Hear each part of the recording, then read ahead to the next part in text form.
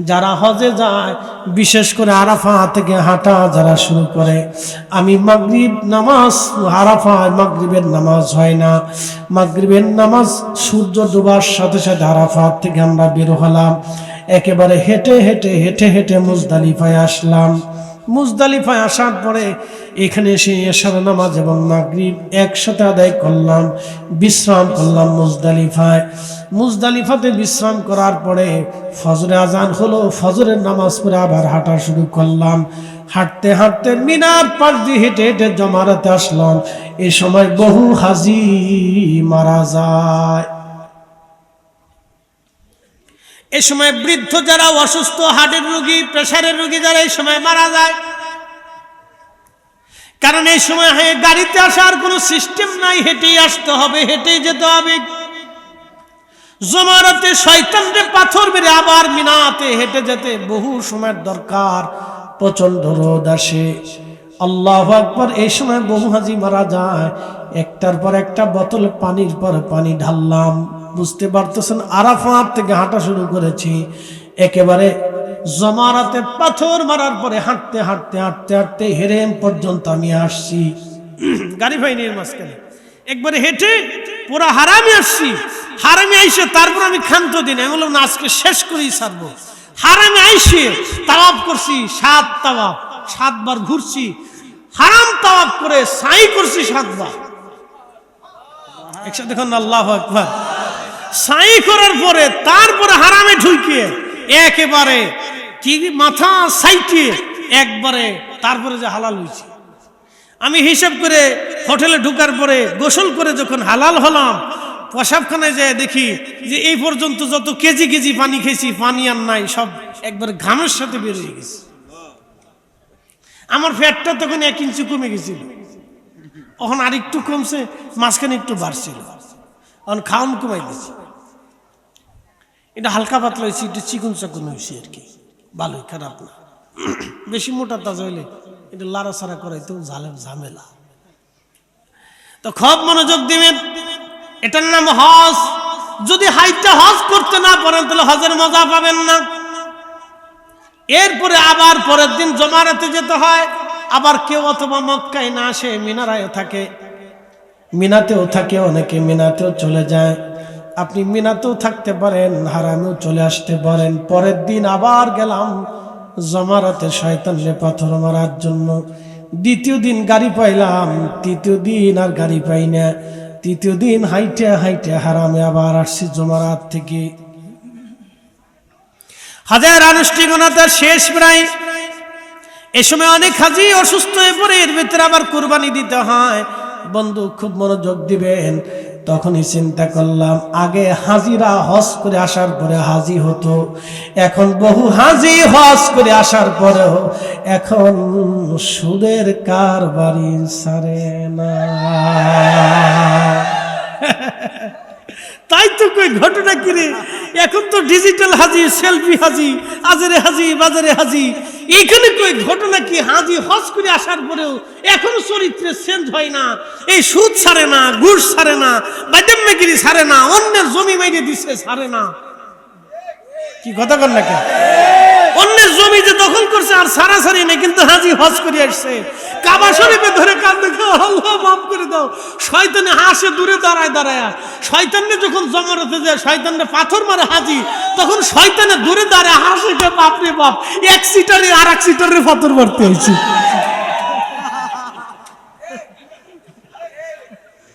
শয়তানের দূরে দাঁড়ায় হাতে তালি দেখবে, রে বাপরে বাপ, তুই 1 সিটার, তুই আইছো তো আমি সিটারের পাথর মারার লিগা। সিটার কোথাকার? তুই এখনো বোনের জমি বুঝাইস নাই, তোর গ্রামের লোকের জমি বুঝাইস নাই, ঘুষ যে খাইছিস ফেরত দিস নাই, সরকারি টাকা খেয়ে দিছিস, রাষ্ট্রের টাকা, অন্ধের টাকা, গরিবের টাকা, ফকিরের টাকা, মিসকিনের টাকা, অভাবীর টাকা, বিধবার টাকা, অসুস্থের টাকা, তুই যে মেরে মেরে খাইছিস, বাড়ি বিল্ডিং করছিস, অস্ট্রেলিয়া বাড়ি বানাইছিস, ওই কি বলে লন্ডনে বাড়ি বানাইছস, ইউরোপে যায় ঘর করছস, ফুলা বিদেশে পাঠাইছস, কোটি কোটি টাকা সুইস ব্যাংকে পাচার করছস। আরে তোর মতো শয়তান আমিও তো না রে, তুই তো আমার সাথে বড় শয়তান। শয়তান হাসে কে বাপ, ও সিটারে আমার পাথর মারা লেগেছে, সিটার কোথাকার? বহু হাজি এরকম আছে। এর লেগে ঘটনা কি রে, হাজির চেঞ্জ হয় না, কারণ কি? এই জন্য এখন তো ডিজিটাল হাজি। আগে হাজিরা হাইটে বাংলাদেশ থেকে হাঁটতে হাঁটতে মক্কায় গেছে, ঠিক আছে না? নাই মাঝখানে একটু জাহাজে চলে গেছে, তাও জাহাজে ঝড় তুফানে কত কষ্ট ছিল, ফিরে আসবে কি আসবে না, জীবনের তোরে সবার কাছ থেকে বিদায় নিছে। বাপ ফিরে না আসতে পারি, আমারে তোমরা মাফ সাফ করে দিও, দিনা দায়ী যা ছিল যেখানে সব পরিশোধ করে দিয়ে, যার সাথে কোনোদিনও বিয়াদবি করছে, কষ্ট টষ্ট দিছে, এর কাছে মাফ সাফ চাইছে, ভাইরে মাফ সাফ করে দিস। আর হাজি যে কোন দিক দিয়ে চলে যায় হাজি নিজেও জানে না, গ্রামের লোকও বুঝে না। টাকা যে মাইরে দিয়ে রাখছে, দোকানে যে বাকি খাইছিল আজ পর্যন্ত দোকানদারের সামনে আর যায় নাই। তাল বেতাল হাজি, তাল বেতাল হাজি। শয়তানে হাসি আর কয়, বাপ রে বাপ, তোর দোকানদারি এখনো টেকা পায়, তুই আমার এই থাতুর মারার লেগে শতান কোথাকা।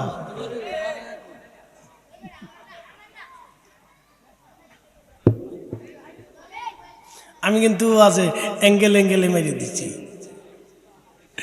আজ করলে কি লাভ, শুনলে কি লাভ, লাভ হবে তার আমলে, আমলেও লাভ হবে না নবী প্রেম না থাকলে দিলে। নবী প্রেম থাকলে দিলে লাভ হবে কম আমলে, সুপারিশ করবে নবীর হাসরের ময়দানে। জ্ঞানী যারা বুঝে তারা শুধু ইশারায়, নাদানের বুঝাইতে পারে আছে কে কোথায়। জ্ঞানীর মতো জ্ঞানী হলে অল্প কথাই বুঝে, কচুর মতো কচু হলে অল্প জালে সিজে। হ্যাঁ, বুঝে যাবেন ওয়াজ। খুব ভালো করে মনে করে নিয়ে যাবেন হাজিরিন। এই জন্য দোকানদারের পাওনা বুঝাবেন, যেটা পাবে সেটা বুঝিয়ে দিবেন, দোকানদারের পাওনা বুঝিয়ে দিবেন। আল্লাহু আকবার। এরপরে যারা হজে যাবেন মাফ সবচেয়ে হজে যাবেন, যারা পাওনাদার পাওনা পাবে বুঝাবেন, নতুবা ক্ষমা চেয়ে নিবেন। আগের হাজিরা এইভাবে সুদূর পথ অতিক্রম করে হেঁটে হেঁটে হেঁটে হেঁটে তারপরে যাইতো, যাইতে যাইতে 6 মাস টাইম লাগতো। তারপরে জেদ্দা বন্দরে নামার পর ওইখান থেকে উটের হাউদায় চড়ে অথবা পায়ে হেঁটে হেরেমে যাইতো। হেরেমে যাওয়ার পরে বিশ্রামে করত, এরপরে হজের আনুষ্ঠানিকতা শুরু হতো। আহা, এমন হাজি গেছে নিজেরা রান্না বান্না করেও খাওয়া লাগতো। কি কঠিন কষ্ট ছিল। হেরেম থেকে হেঁটে হেঁটে হেঁটে হেঁটে মিনা, মিনা থেকে হেঁটে আরাফা, আরাফা থেকে হেঁটে মুজদালিফা, এখান থেকে হেঁটে জমারাতে, হেঁটে হারামে, আবার হজ করে আবার হেঁটে হেঁটে হেঁটে হেঁটে সুদূর মদিনার পানে নবীজির কদমে যখন দাঁড়ায় সালাম দিত, তখন হাজি বুঝতো এই সালামের দাম কত। এই জন্য নবী বলেছিলেন, মানজারা কবরি ওয়াজাবাত লাহু শাফাআতি ইয়াউমাল কিয়ামা। হাজিরে, হজ করি আমি রাসূলের বারগাহে দাঁড়িয়ে যদি একবার সালাম জানাও, আমার জিয়ারতে যদি দাঁড়াও, তাহলে কিয়ামতের ময়দানে তুমি হাজিকে সুপারিশ করা আমি নবীর জন্য ওয়াজিব হয়ে যাবে। একবার জোরে বলা যাবে কি মারহাবা। এমনিতে বলে নেই তো, বুঝতে পারছেন? বাংলাদেশ থেকে একটা হাজি যখন হেঁটে হেঁটে হেঁটে হেঁটে জাহাজে চড়ে, সুদূর পথ অতিক্রম করে হেঁটে হেঁটে হেঁটে হেঁটে সব হজের আনুষ্ঠানিকতা শেষ করার পরে বারগাহে দরবারে মুস্তাফার কদমের কাছে যায় যখন সালাম দিত, তখন হাজি জানতো যে সালামের দাম কত, এই জিয়ারতের ওজন কত। এখন শতান হাজি নবীজির রওজা শরীফের পাশে যে ছবি তুলি, হেঁটে ছুটি ছবি তুলি, ভিডিও করে দেখছো তুমি, আমি রওজা শরীফের পাশে এসে দাঁড়াইছি। আমি দেখে মাঝে মধ্যে চিন্তা করতাম, হারে এখানকার দায়িত্ব যদি আমি থাকতাম তো বাটাম সালাম দিয়ে দিতাম একবারে। কত বড় বেয়াদব! দরবারে মুস্তাফার কদম মুবারকের পাশে দাঁড়িয়েছে, ওখানে ছবি তোলার সাহস কত বড়! এখানে দাঁড়িয়ে কত ওলি, হুজুর গাউসে পাকের মতো মহান ওলিরা এখানে দাঁড়িয়ে থরথর থরথর করে কেঁপেছে। মুজাদ্দিদুল ফিসানির মতো মহান ওলিরা এখানে দাঁড়ায় থরথর করে কাঁপতো। যদি দপ্তরে বেয়াদবি হয়ে যায় তাহলে আমার জিন্দেগি বরবাদ হবে। সুলতান মোহাম্মদ গজনভীর মতো মহানুভব সুলতানরা দরবারে মোস্তফাতে যেয়ে নিজের পোশাক ছিঁড়ে খুলে ফেলে দিয়ে তারপরে গরিবেরা পোশাক পরে কাঁধে করে পানি নিয়ে সারা মদিনার মানুষদেরকে পানি পান করাইতো। একজন লোক দেখে বললেন, তুমি কি সুলতান মাহমুদ গজনবী না? বলে, হ্যাঁ আমি সুলতান মাহমুদ গজনবী। বাদশাহী পোশাক ছেড়ে দিয়ে তুমি এখন গরিবানা পোশাক পরে পানির মশক কাঁধে করে নিয়ে হাজিদেরকে পানি পান করাচ্ছ সুলতান মাহমুদ। সুলতান মাহমুদ ডাক দে বলে, ও আল্লাহর বান্দা, তুমি জানো আমি মাহমুদ গজনবী গজনীর সুলতান হতে পারি, গজনী সাম্রাজ্যের সুলতান হতে পারি, কিন্তু আমি যার দরবারে আসছি উনি দুজাহানের সুলতান, উনি तमाम মাখলুকের সরদার, উনি আখিরাতের শিরতাজ, উনি জান্নাতের সাহিব, উনি সাহেবে শরিয়ত। আমি যার কাছে আসছি উনি দুজাহানের বাদশা। এখানে কোনো বাদশাগিরি চলে না, এখানে গোলামি চলে, গোলামি চলে।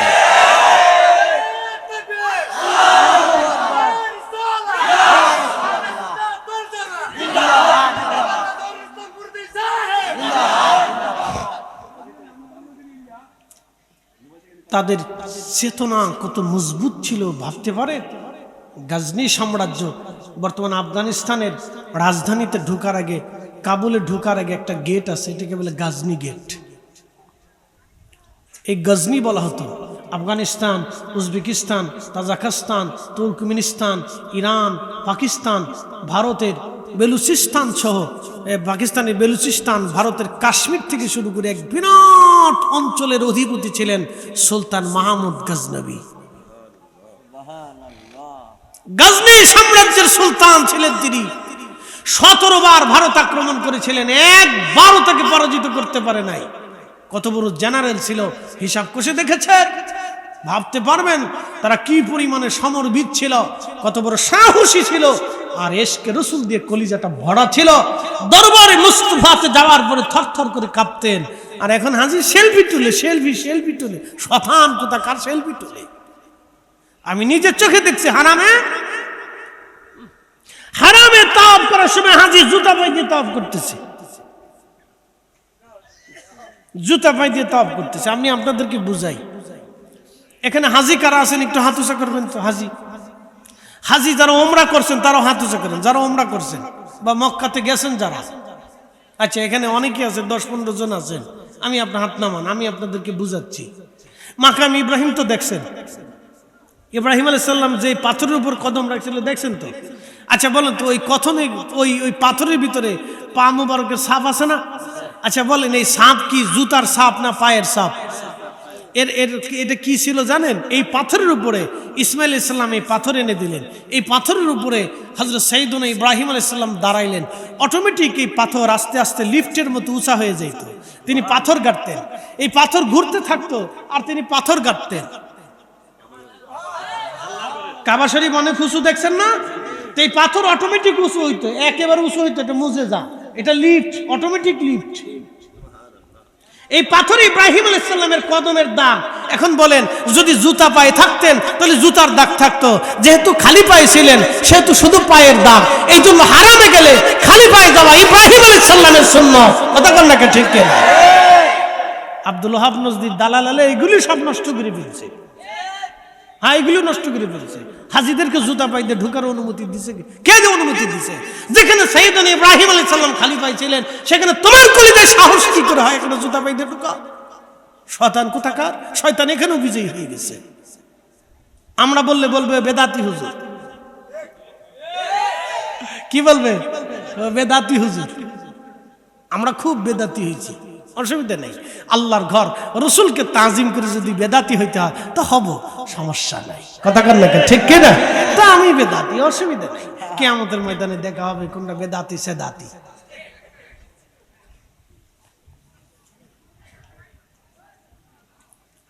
প্রিয় উপস্থিতি হাজিরিন, হাজি হাজ বড় দামি জিনিস।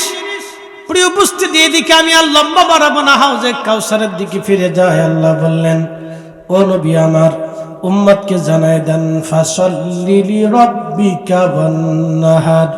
আপনার উম্মতকে বলেন, এই হাউজে কাউসার যদি পেতে হয় তাহলে নামাজ যেন পড়ে, নামাজ যেন ধরে, নামাজ যেন পড়ে, নামাজ যেন ধরে, নামাজ যেন পড়ে, নামাজ যেন ধরে। একসাথে বলেন কি? জোরে বলেন, ভয় পায় বলেন না, একসাথে বলেন কি? নামাজ। নামাজ যেন পড়ে, নামাজ যেন ধরে। ফাসাল্লি লিরাব্বিকা ওয়ানহার, নবী বলেন উম্মতকে তারা যেন আমি আল্লাহর জন্য কুরবানি করে, কুরবানি করে, কুরবানি করে, কুরবানি করে। শুনে যাবেন কালিসীমাবাসী, নামাজ তো এখন নামাজ হয়েছে, এক নামাজ হলো বিয়াই নামাজ। বিয়াই নতুন বাড়ি গেছে, চিন্তা করলো ডাক দেখা বিয়াই আসেন নামাজে যাই, নতুন বিয়াই নামাজ পড়ে না, চিন্তা করলো এখন যদি নামাজ না পড়ি তো বিয়াই কি বলবে। সে বিয়ার ডরে নামাজে গেছে, আল্লাহর ডরে কিন্তু যায় নাই। ফাসাল্লি, আল্লাহ বললেন ফাওয়াইলুল লিল মুসাল্লিন আল্লাযীনা হুম আন সালাতিহিম সাহুন।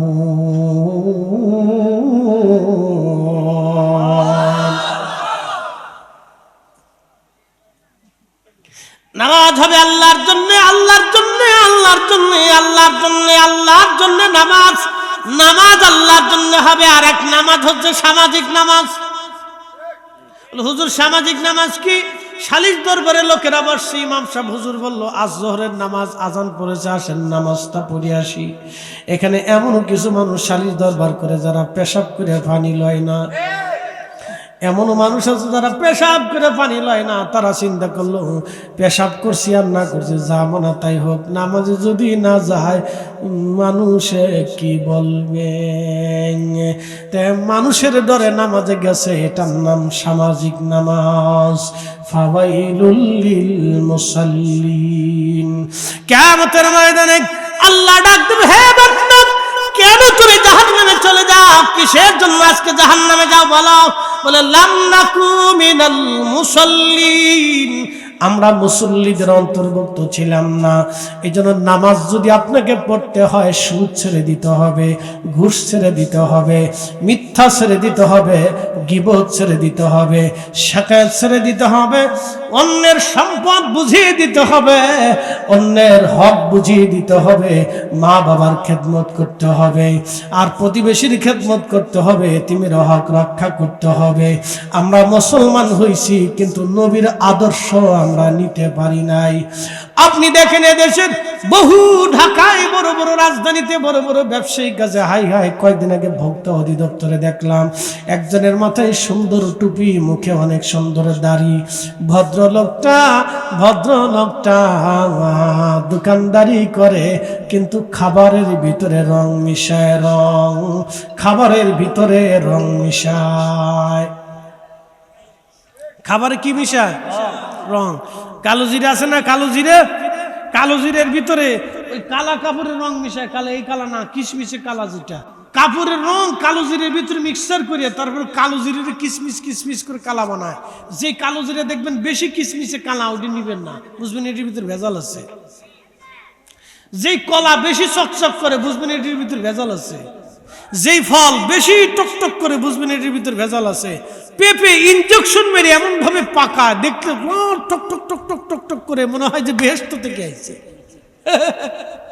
খাবেন তো মরবে, গাছ পাকা, ইনজেকশন মারছে, গাছের ভিতরে মারছে। টাঙ্গাইলের মধুপুরে মাহফিল গেছি, বললাম ভাই তোর আনার বাগান থেকে আনারস দুটো কেটে দেয়, আমি ঢাকায় বাচ্চা কাচ্চারে খাওয়াবো, ঢাকা তো খালি ফরমালিন। হুজুর লাভ নেই। কারণ কি? ঢাকারটাও যা বাগানেরটাও তা। আমরা ঘটনা কি? একবার গাছে ইনজেকশন মেরে দিচ্ছি, মেড ইন বাংলা, গাছে মেরে দিচ্ছি, খা। এগুলি তদারকি করা কি আমাদের দায়িত্ব না রাষ্ট্রের দায়িত্ব? রাষ্ট্র বলেন কেন, জোরে বলেন। তো রাষ্ট্রে কি আঙ্গুল চুষে নাকি? রাষ্ট্রের যারা দায়িত্ব আছে তারা কি আঙ্গুল চুষে? মনে হয় আঙ্গুল চুষে। কি কথা বল না কেন? আঙ্গুল চুষে, আঙ্গুল চুষে, আসলে আঙ্গুল চুষে। না আঙ্গুল না চুষলে এইভাবে সারা দেশে খাবারের ভিতরে ভেজাল, শিশুদের বাচ্চাদের খাবারের ভিতরে ভেজাল, গা হিম হয়ে উঠবে।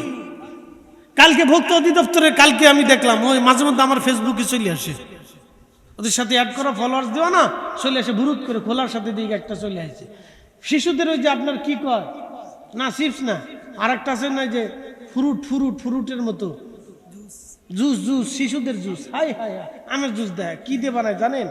একবারে খারাপ মেডিসিন রং দিয়ে তৈরি করে। এটা খাওয়ার সাথে বাচ্চাদের ক্যান্সার আসবে, কিডনি সমস্যা হবে, রক্ত নষ্ট হয়ে যাবে, ব্রেন নষ্ট হয়ে যাবে, লাংস নষ্ট হবে, তার ওই কি বলে আরো যা যা পার্টস আছে সব শেষ হয়ে যাবে। এই জন্য বাচ্চাদেরকে সবসময় এই আজেরে বাজেরে খাবার থেকে দূরে রাখবেন, মনে রাখবেন। খেজুর খাওয়াবেন, খেজুর তা তো খাবেন না, বেডিরা খায় হলো ফুচকা, হ্যাঁ ফুচকা ফুচকা, খেজুর টেজুর খায় না এরা, না খেজুর খায় না, খেজুর দিলে কেমন ভালো লাগে না, ভালো লাগবে কেমনি, তুমি তো ফুচকা খাও ফুচকা, হ্যাঁ খেজুর তো ভালো লাগবে না তো, ফুচকা খা ফুচকা খা।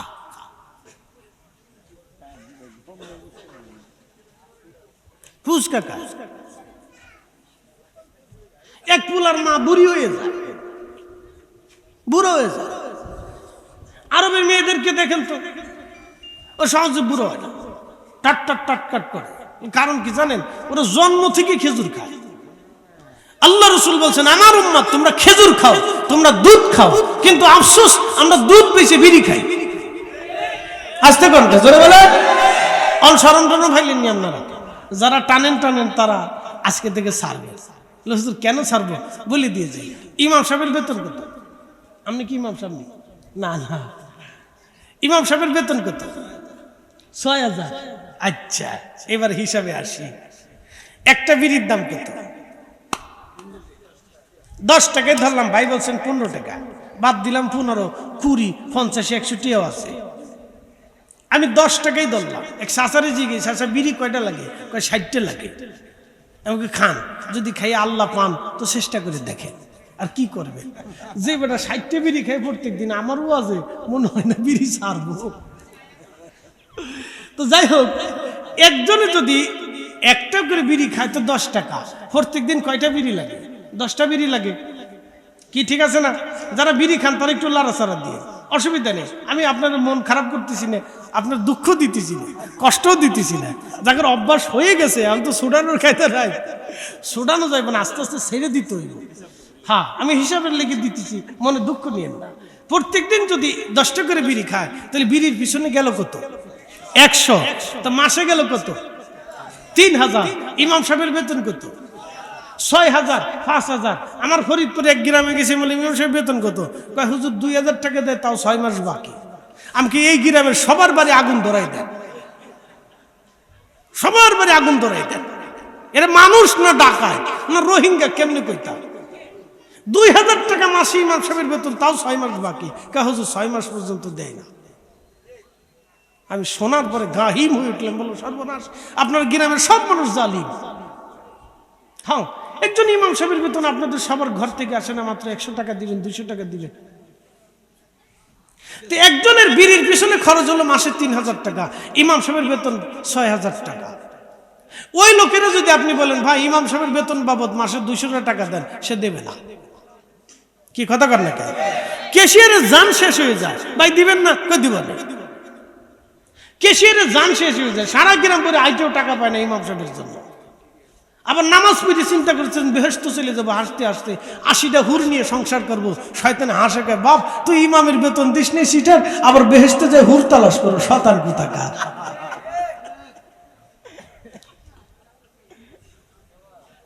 বুঝাই দিয়ে গেলাম, ইমাম সাহেবটা ঠিক মতো বুঝাই দিন, ওটা আল্লাহর ঘর, মনে রাখবেন, আল্লাহর দেওয়া আমানত। কথা বল না কেন, ঠিক কিনা? ওটা আল্লাহর ঘর, আল্লাহর দেওয়া আমানত। উম্মুল মাসাজিদ, সব মসজিদের মা হচ্ছে কাবা শরীফ। বাড়ির মসজিদকে যদি আপনি সম্মান করেন তো কাবাকে সম্মান করা হয়।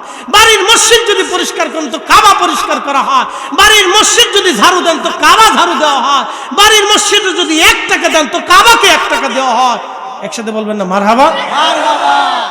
এগুলি হিসাব করে চলবেন, সাবধান, ভুল টুল করেন না কিন্তু। ভুল করেন না ভাই আমার, এগুলো আপনাদেরকে বুঝাইলাম, একটা পরিসংখ্যান দিলাম। আপনি এদিকে ডান দিকে বাম দিকে টাকা খরচ করবেন, আল্লাহর ঘরের জন্য 200টা টাকা আপনি বরাদ্দ করে দেন। ইমাম সাহেব আপনার নামাজের দায়িত্ব নিয়ে দাঁড়াইলো, আল ইমামু জামিনুন, নবীজি বললেন ইমাম হচ্ছেন জিম্মাদার, আপনার নামাজকে কাঁধে করে নিয়ে ইমাম দাঁড়িয়ে গেছে। কল্পনা করতে পারবেন ইমামের 1 রাকাত নামাজের মূল্য দিতে পারবেন? পারবেন না। আপনার নামাজ কাঁধে করে দাঁড়িয়ে গেলেন, আপনি তো ইমামের উপর হাওলা করে দিয়ে দাঁড়িয়ে গেলেন, ইমাম আপনার নামাজ কাঁধে করে নিয়ে দাঁড়িয়ে গেল। প্রত্যেক ইমাম কিয়ামতের ময়দানে জিজ্ঞাসিত হবে তুমি কিভাবে নামাজ পড়িয়েছিলে মুসল্লিদেরকে নিয়ে। বুঝেন, আপনার জিম্মাদারি সে মাথায় নিয়ে দাঁড়িয়ে গেছে, অতএব তাকে ঠকাবেন না। আল্লাহর ওয়াস্তে করে বলে দিয়ে যে ইমাম সাহেবকে ঠকাবেন না। মুয়াজ্জিন সাহেব আজান দিচ্ছে হাইয়া আলাস সালাহ, নামাজের দিকে আসেন, তার একটা দিনের হাইয়া আলাস সালাহ বলার বেনিফিট বিনিময় আপনি কিয়ামত পর্যন্ত দিতে পারবেন না, অতএব ওনাকেও ঠকায়েন না। আপনার হয়তো বিড়ির টাকা পানের টাকা কম হবে, এটা পরিসংখ্যান করে আপনি দিয়ে দিন ভাই আমার, আল্লাহর ঘরকে দিবেন, নষ্ট হবে না টাকা, 1 টাকাও আপনার নষ্ট হবে না। এটা কিয়ামতের ময়দানে এই টাকা কথা বলবে, মসজিদ দাঁড়িয়ে থাকবে, আল্লাহ বলবেন মসজিদ ধ্বংস হও না কেন? বলে রাব্বি আমাকে যারা খেদমত করেছিল আপনি ওয়াদা করেন তাদেরকে জান্নাত না দেওয়া পর্যন্ত, ক্ষমা না করা পর্যন্ত আমি আজকে যাব না। আল্লাহ তখন ওয়াদা করবে যাও, তোমাকে যারা খেদমত করেছিল আমি ওয়াদা করলাম আমি তাদেরকে মাফ করে দেব। একসাথে বলবেন না সুবহানাল্লাহ? এই জন্য মসজিদের খেদমত করবেন, ঝাড়ু দিবেন, পরিষ্কার করবেন, ঝাড়ু দিবেন, পরিষ্কার করবেন, মসজিদের খেদমত করবেন, দীর্ঘদিন করবেন। আমার মনে আছে আমি ছোটকাল থেকে মসজিদের খেদমত খুব খেদমত করছি। একবার ক্লাস 5 থেকে যখন আজান দেওয়ার থেকে শুরু করলাম তখন থেকে মুয়াজ্জিন হয়ে গেছিলাম, আমাদের বাড়ির মসজিদে আজান দিতাম। এখন সেই মসজিদে আমারে প্রধান অতিথি করে মাহফিলে নেয়, তুমি আমরা প্রধান অতিথি, আমার গ্রামে আমার মসজিদে প্রধান অতিথি বানায়, বুঝছেন? তো যত বড় হুজুর পৃথিবী থেকে আসুক, তুমি আমাদের গ্রামের ছেলে, আমাদের মসজিদের প্রধান অতিথি হবে, এই মসজিদে তোমার অনেক খেদমত আছে। এই কয়েকদিন আগে মাহফিল করে আসছি, প্রত্যেক বছর আমাদের জন্য একটা ডেট রাখতে হবে, তুমি আমাদের ছেলে, যে মনে সে হোক, দোয়াটা তোমার করতে হবে। দুনিয়ার যত হুজুরি থাকবে, যত বড়, আমি বললাম আগামী বছর আমি আপনাদের জৈনপুর থেকে হুজুর আনবো, ভারত থেকে নিয়ে আসবো, যেখান থেকে আনো দোয়া তোমার করতে হবে। আমরা এটা বুঝি না, দোয়া তোমার করতে হবে, তুমি আমাদের ছেলে, তোমরা দোয়া করো, তুমি দোয়া করো। আল্লাহর রহমতে আমার গ্রামে আল্লাহ আমার এই সম্মানটা দিছে। আমার গ্রামের মানুষ, এলাকার মানুষ আমাকে যথেষ্ট মহব্বত করে, সম্মান করে। আমি গ্রামের মানুষকে খুব শ্রদ্ধা করি, সম্মান করি, ছোটকাল থেকে বড় হয়েছি, ভালোবাসি। গ্রামের মানুষ প্রত্যেক মাহে রমজান আসলে আমি গ্রামের মানুষদেরকে, গরিবদেরকে আগে হাদিয়া পাঠাই, আমার আদত এটা। প্রত্যেক রমজানে আমি দেশে যাই, রমজানের ভিতরে বাহিরে অথবা প্রথমে অথবা শেষ মাঝখানের দিকে যাই, আমি গরিব মানুষের বাড়ি বাড়ি খুঁজে খুঁজে নিয়ে দেয় যায়, আমি খাবার দিয়ে আসি, ইফতার পাঠাই দিয়ে আসি, প্যাকেজ দিয়ে আসি, এটা আমার আদত। জানি আর আমার প্রতিবেশী এরা যদি ক্ষুধার্ত থাকে রমজানে, কিয়ামতের ময়দানে আমার জবাব দিতে হবে। আমি একবারে দিয়ে প্রত্যেক গ্রামে, আমার কোনো গ্রামের আমার কোনো গরিব মিস যাবে না, আমি কাউকে মাহরুম করি না। আমার প্রতিবেশীদেরকে আগে দিই, আত্মীয় স্বজনকে দিই, তারপরে আমি ঢাকাতে আসি, আগে তাদের জন্য ইফতার বরাদ্দ করি, তারপরে আমি বাসায় আসি। এগুলো করবেন আপনারা, যেগুলি করলে মানুষ আপনার জন্য দোয়া করবে, এগুলি করার দরকার। যুবকদেরকে বলি ভাই, সবসময় যে আমি ফরিদি সাহেবের মতো পাগড়ি মাথায় দিয়ে হাঁটতে হবে বিষয়টা এরকম না। রাস্তা দিয়ে যাচ্ছেন, দোকানে বসে আছে একজন মুরব্বী, দেখবেন কিছু কিছু মুরব্বী আছে অর্থবিত্ত কম, ছেলেরা হয়তো কাজবাজ করে, অটোমোটো চালায়, তেমন হয়তো পয়সা করে রুটি রুজি হয় না, বাবাটার দোকানে ফেল করে বসে থাকে। যদি এরকম কোনো মুরব্বী পান তাহলে মুরব্বীর চা খাবেন, বিস্কুট খাবেন, কিছু কিনে দিবেন, দেখবেন খুশি হবে, আপনার জন্য দোয়া করবে। জীবনেও কোনোদিন এই আপনার 50-100 টাকা খরচ হবে, জীবনেও কোনোদিন আপনার রিজিকের কমতি হবে না। ওই বইসে এমন এক দোয়া করবে যে দোয়াতে আসমানে কবুল হয়ে যাবে, আপনার রিজিক আল্লাহ আসমান থেকে বরাদ্দ করে দিবে। আল্লাহু আকবার বলবেন না? তো এগুলি কিছু কিছু কাজ আছে, এগুলি বেশি বেশি করতে হয়। কিয়ামতের ময়দানে রাসূল করিম বললেন, আমার উম্মতরা তোমরা জানো আল্লাহর দরবারের সামনে কিছু মানুষ দাঁড়াবে যাদের মুখের কোনো গোশত থাকবে না। তো সাহাবে کرام বলেন, ইয়া রাসূলুল্লাহ তারা কারা? নবীজি বললেন, দুনিয়াতে কোনো জানজাকারী, ভিখারি, সাইল, ভিক্ষুক এসে তার কাছে কিছু জানজা করল, আল্লাহর ওয়াস্তে আপনি আমাকে কিছু দেন। তখন এই লোকটা ভিখারিকে তাড়িয়ে দিল, কিছু না দিয়ে বিদায় করে দিল। কিয়ামতের ময়দানে এই লোকের চেহারা আল্লাহর গোশত উঠিয়ে নিয়ে চলে যাবে, তার চেহারায় কোনো গোশত থাকবে না, বিভৎস হবে তার চেহারা। এই জন্য আল্লাহ বললেন ওয়া আম্মা সাইলা ফালা তানহার, হুজুর উম্মতকে শিখান উম্মত যেন সাইলকে, ভিখারিকে ধমক না দেয়, তাড়িয়ে না দেয়। একসাথে বলবেন আল্লাহু আকবার। আল্লাহু আকবার। আমাদের কাছে অনেক সময় ভিখারিরা কিছু চাইলে রাগ করি, বেজার হয়ে যায়। রাগ করা যাবে না এই সময়, সাবধান। কারণ ভিখারি যিনি বানান বাদশাও তিনি বানান। ক্ষুধা কি জিনিস এটা রমজান না আসলে বুঝবেন না, দারিদ্রতা না দেখলে বুঝবেন না ক্ষুধা কি জিনিস। একেবারে হত দরিদ্রের কাছে যা বসবেন যে ক্ষুধা কি জিনিস, তো তার কাছ থেকে শিখে আসবেন। এই জন্য প্রতিবেশী আত্মীয় স্বজনকে ক্ষুধার্ত রাখবেন না। আল্লাহ তৌফিক দিক। সকলে বলেন আমিন। হয় না? আরো জোরে বলেন আমিন। একসাথে বলেন আল্লাহু আকবার। আল্লাহু আকবার। না, একটু ঝিম ঝিম লাগতেছে আপনাদের, দুর্বল দুর্বল লাগতেছে। লম্বা টাইম হয়েছে তো, 2 ঘন্টা কাছাকাছি। একসাথে নারে তাকবীর। না হয়েছে না, আর একটু জোরে নারে রিসালাত। এরকম কিছু ভালো কাজ করা যাবে না? আমি আপনাদেরকে আরেকটু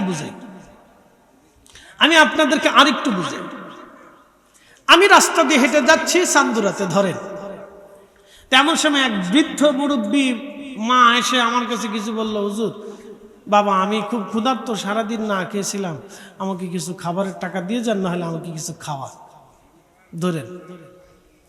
তাই আমি বললাম চাচি তুমি আর সময় টময় পেলে না, এই সময় আসছো, যাও পরে দেখবো না। আমি চলে গেলাম। আমার মাথায় ফাগড়ি, গায়ে জুব্বা, মুখে দাড়ি, আমি বিরাট বড় বক্তা, ভালো করে শুনি। ঠিক আমারই ওয়াজ শুনি আমার এক মুসল্লি রাস্তা দিয়ে যাওয়ার সময় ওই বৃদ্ধ মা তার কাছে হাত পেতে বললো, বাবা আমি সারাদিন ক্ষুধার্ত ছিলাম, আমার কিছু দেন, নাহলে আমার কিছু খাইতে দেন মা, আমি খুব ক্ষুধার্ত। তো ওই ছেলেটা তারে নিয়ে হোটেলে বসে সুন্দর করে খাওয়াইলো, আদর যত্ন করে খাওয়াইয়া তার বাড়ি পৌঁছাইলো। আচ্ছা বলেন তো আপনার কাছে শ্রেষ্ঠ কে, আমি না তিনি? আসতে কনকে না, জোরে বলে তিনি শ্রেষ্ঠ কেন হলো? যে মানুষকে দয়া করে আল্লাহ তাকে দয়া করে। একসাথে কর না মারহাবা। যে মানুষকে দয়া করে আল্লাহ তাকে দয়া করে, যে মানুষকে দয়া করে না আল্লাহ তাকে দয়া করে। এই দয়ার কারণে আপনার কাছে ওই লোকটা শ্রেষ্ঠ হলো, অথচ তার মাথায় পাগড়ি নাই, মুখে দাড়ি নাই, গায়ে জুব্বা নাই, প্যান্ট শার্ট পরা একটা ছেলে আপনার কাছে শ্রেষ্ঠ যদি হয়, তাহলে বুঝেন তো আমার রবের কাছেও সে শ্রেষ্ঠ। এই জন্য এগুলি কাজগুলি বেছে বেছে কইরেন। খালি বিড়ি খেয়েন না, খালি বিড়ি টেনেন না, বিড়ির টাকা গরিব মানুষের দিয়ে। যেগুলি করলে জান্নাত পাওয়া যাবে সেই কাজের হিসাব পরিসংখ্যান আপনাদেরকে দিলাম। রব্বুল আলামিন বললেন ফাসাল্লি, হুজুর উম্মতকে বলেন তারা যেন নামাজ পড়ে, ওয়া আনহার এবং কুরবানি করে। আল্লাহ রাব্বুল আলামিন বলেন ইন্না আ'তাইনাকাল কাউসার ফাসাল্লি লিরাব্বিকা ওয়ানহার ইন্না শানিয়াকা হুয়াল আবতার। নবী গো আরো আপনি শুনে নেন, নিশ্চয় যারা আপনাকে আবতার নির্বংশ বলে গালি দেয় তারাই নির্বংশ, তাদের বংশের কোনো অস্তিত্ব থাকবে না। হুজুর আপনার বংশ কিয়ামত পর্যন্ত আমি চালু রাখবো। একবার জোরে বলবেন আল্লাহু আকবার। তাহলে বলেন নবীজির বংশ আছে না নাই? কিয়ামত পর্যন্ত আল্লাহর নবীর বংশ আল্লাহ চালু রেখে দিলেন। ইমাম মাহদী পর্যন্ত তার বংশধারা চলমান থাকবে। ইমাম মাহদী দুনিয়াতে আসবে। প্রিয় নবী বললেন, ডাক দিয়ে বলেন সাহাবীরা, খুদার জমিনে খুদার দিন আমি যেমনে বাস্তবায়ন করেছি, আল্লাহর জমিনে আল্লাহর কালেমা যেমনে সমুন্নত করেছি, ও আমার উম্মতেরা শোনো, আমার মাহদী দুনিয়াতে আসবে। তামাম দুনিয়ার এমন কোন ইঞ্চি মাটি থাকবে না যে ইঞ্চি মাটির উপরে খুদার কালেমার পতাকা না উঠতে থাকবে। একবার আওয়াজ তুলে বলা যাবে কি মারহাবা। আমার নবীর বংশের মাধ্যমে ইসলাম সমুজ্জ্বল হবে। কথা কন না কেন, ঠিক কিনা? আমার রসুলের বংশের মাধ্যমে ইসলাম জিন্দা থাকবে। কথা কন ধরে বলো। আমার রসুলের বংশের মাধ্যমে ইসলাম জিন্দা থাকবে। হুজুর গাউসে পাকের পরিচয় দিতে যাইয়া আমি একেবারে সূরা কাউসারের তাফসীর করতে যাইয়া বিরাট আলোচনা আপনাদের সামনে তুলে ধরলাম। হাজিরিন ভালো করে শুনে যাবেন। আমি মালয়েশিয়াতে হুজুর গাউসে পাকের কলিজার টুকরা সন্তান সুলতানুল আরিফিন আরেকদের সুলতান আল্লামা শায়েখ ইসমাইল বগদাদি আল হাসানি আল হুসাইনের মাজার মালাক্কা সাগরের ভিতরে গেলাম জিয়ারত করার জন্য। কেপং মাহফিল শেষ করে পরের দিন ওরা বলল, হুজুর আপনাকে চলে নিয়ে চলে যাই। বললাম চলো, আমি তো আসছি যে দেশে, যার মাধ্যমে ইসলাম দেশে আসলো, আমি যদি তার জিয়ারত করতেই না যাই তাহলে খেয়ানত হয়ে গেল। কি কথা ঠিক আছে না? আমি তার কাছে যদি নাই দাঁড়াইলাম তাহলে যারে দিয়ে আজকে ওয়াজ করতে পারলাম তারে যদি আমি জিয়ারত করতে না পারি তাহলে তো আমার জিন্দেগি নষ্ট। আল্লাহর মহান ওলির আওলাদ সুলতানুল আরিফিনের মাজার শরীফ আমি গেলাম। আশ্চর্য, বিরাট বড় মাজার, খুবই সুন্দর সংরক্ষণ করে তারা রেখে দিয়েছে একটা দ্বীপের ভিতরে। চারপাশে সাগর আর পানি আর পানি, পানি আর পানি, মাঝখানে একটা দ্বীপ। এই দ্বীপের ভিতরে গেলাম জিয়ারত করার জন্য। সুন্দর, খুশি হবেন, জানলে আশ্চর্য হবেন। আল্লাহু আকবার, যোহরের নামাজের সময় হয়ে গেল। ওযু করে মসজিদের মধ্যে ঢুকলাম, চিন্তা করলাম নামাজ শেষ করে একসাথে জিয়ারত করব।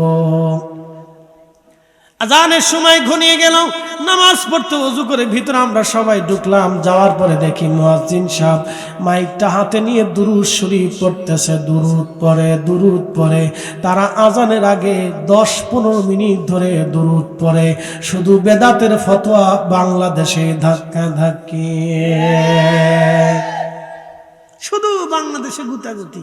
ইস, ওনার বন্ধ করতেই হবে। আজানের আগে দুরূদ শরীফ পড়লে মনে হয় গার ভিতরে আগুন জ্বলে উঠছে। দুরূদ শরীফ পড়লেন, আজান হয়ে গেল, নামাজ সুন্নত পড়লাম, জামাত শুরু হয়ে গেল, নামাজ পড়লাম। নামাজ শেষ, ইমাম সাহেব দোয়া করলেন, দোয়া শরীফ হলাম, দোয়া শেষ। এরপরে তিনি মিলাদ শরীফ শুরু করলেন, মিলাদ পড়লাম। আমি শুধু ভাবছিলাম বুঝি বাংলাদেশে মিলাদ কিয়াম আছে। এখন দেখলাম না, হুজুর গাউসে পাকের আওলাদের মাজারেও 900 বছর আগে থেকে মিলাদ চালু হয়ে আছে। সেই 900 বছর আগের পুরাতন মসজিদে নামাজ পড়লাম, এখনো সেই মেহরাবটা ওইভাবে জিন্দা করে রেখে দিয়েছে। একসাথে জোরে বলবেন কি মারহাবা। 900 বছর আগে যেইভাবে মেহরাবটা ছিল ওইভাবে এখনো রেখে দিয়েছে, এটা ভাঙে নাই। ওরা ইতিহাস সংরক্ষণ করে, আর আমরা খালি ভাঙ্গার ধান দিয়েছি, কোন সব ভেঙে দিব, খালি ভেঙে ফেলবো। আমরা ক্ষমতা আসলে সব মাজার আর দরগা ভেঙে ফেলবো। আমরা জীবনে খালি স্বপ্ন দেখবা কিন্তু ক্ষমতা পাবা না। কারণ কি, এত ভাঙ্গার চিন্তা করলে আমার রব তোমাকে ক্ষমতা দেবে না ভাই, ক্ষমতা দেবে না। ক্ষমতা আমরা ভোট দিয়ে নির্বাচন করি না, ক্ষমতা আসমান থেকে আসে। কি আসতে কোন কেন জোরে বলে? ক্ষমতা কোথার থেকে আসে? আসমান থেকে আসে, রব্বে করিমের পক্ষ থেকে আসে, না আমাদের হাতে নেই। ভোট দিয়ে যদি ক্ষমতা হতো তো কাজই হয়েছিল। উপস্থিতি ভালো করে শুনে যাবেন,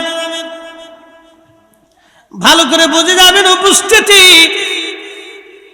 আল্লাহর ওলির মাজারের পিছনে বাহির থেকে আসার পরে একটা জিনিস দেখে ভালো লাগলো। সাইনবোর্ডের মধ্যে লেখা আছে, সুন্দর করে দেওয়া আছে, ছবি এঁকে দেওয়া আছে। এখানে কোনো পুরুষ মহিলা যদি একসাথে তোমরা বসো, ডেটিং করো, তাহলে 1000 রিঙ্গিত জরিমানা হবে, বাংলাদেশের 30,000 টাকা বরাবর। 6 মাসের জেল হবে যদি এই মাজারে কেউ গাঁজা খাও, নেশা করো, এবং এই মাজারকে কেন্দ্র করে মহিলা পুরুষ যদি এক জায়গা হয়ে বসো, 6 মাসের জেল হবে, 30,000 টাকা বাংলাদেশের, আর ওদেশের 1000 রিঙ্গিত জরিমানা হবে। আমাদের বাংলাদেশে যে সমস্ত মাজারগুলিতে এই সমস্ত গাঁজা, ইয়াবা, বাবা বিক্রি হয়, ওদেরকে ধরে ধরে ধরে ধরে সিটকিনি কষা দিয়ে কায়দা মতো পিটাইয়া পাইয়ে তারপরে জেলখানার ভিতরে ঢোকানোর দরকার। কথা কন না কেন, ঠিক কিনা? ওরাই সুন্নিয়তের 12টা বাজাইতেছে। কি কথা কন না কেন? এদের সাথে আহলে সুন্নাত ওয়াল জামাতের কোনো সম্পর্ক নাই, ওটা হলো ধান্দা। আমি সোজা মাপ বলে দিলাম, ক্লিয়ার কথা, বাকি যে কি নেই। কি সুন্দর চমৎকার পরিচ্ছন্ন মাজার, আল্লাহু আকবার। আমি মালদ্বীপের যিনি প্রথম ইসলাম এনেছিলেন 400 বছর আগে, ইব্রাহিম ইস্কান্দারি রাহিমাহুল্লাহর মাজার জিয়ারত করছি। ওনার হাতে একদিনে মালদ্বীপের সমস্ত মানুষ কালেমা পড়ছিল, একদিনে একসাথে। আমি তার মাজার জিয়ারত করে আসছি।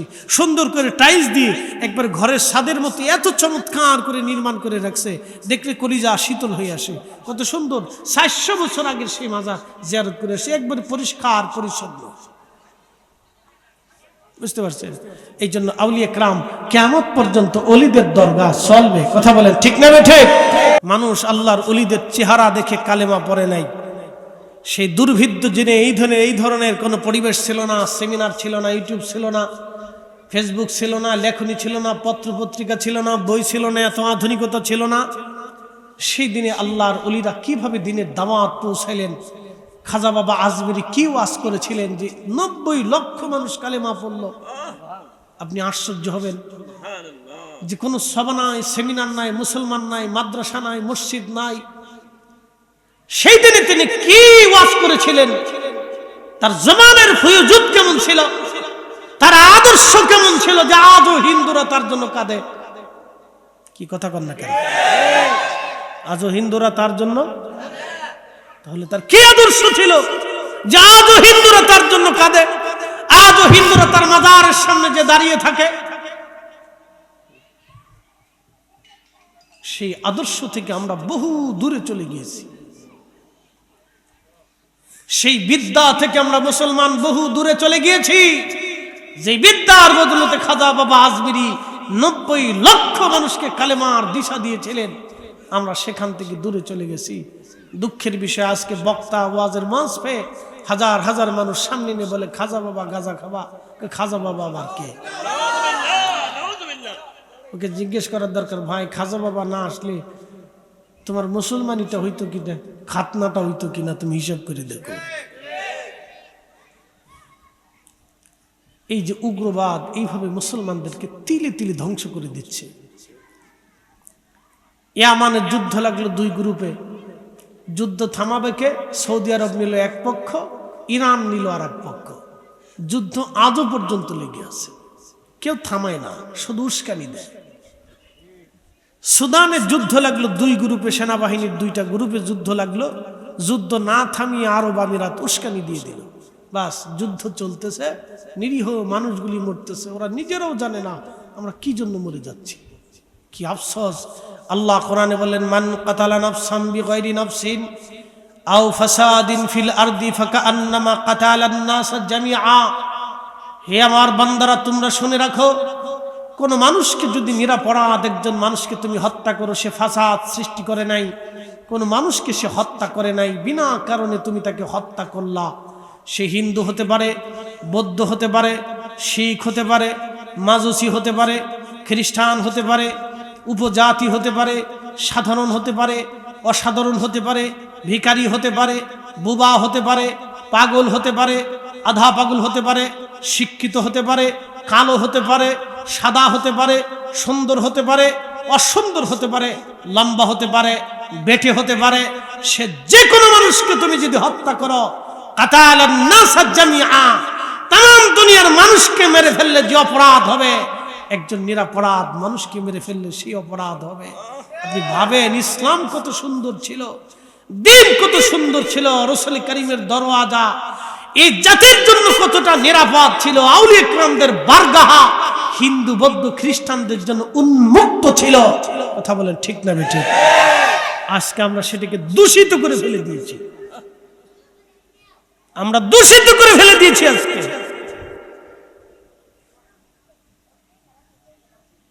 উপস্থিতি কি ওয়াজ শোনাবো। সুদানের দৃশ্য দেখার পরে গা হিম হয়ে উঠলো যে মুসলিমকে এইভাবে মানুষ মারতে পারে। হাই হাই হাই, কতটা উগ্র! তারপর মারার পরে আল্লাহু আকবার বলে চিৎকার দিচ্ছে। আপনার ভাবলে গা শিহরে উঠবে যে কতটা খারেজিয়ত, কতটা কঠোরতা তাদের ভিতরে ঢুকলে এক মুসলিম আর এক মুসলিমকে গুলি করে হত্যা করার পরে আল্লাহু আকবার বলে স্লোগান দিচ্ছে।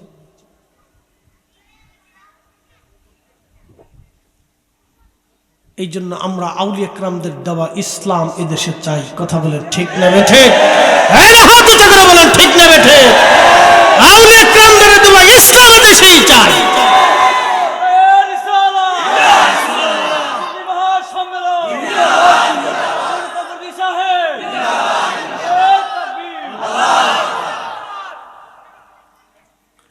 প্রিয় উপস্থিতি হাজিরিন, প্রিয় রসুলের দরজা কত নিরাপদ ছিল, নবীজির বারগা কত নিরাপদ ছিল, সাহাবীদের দরজা কত নিরাপদ ছিল।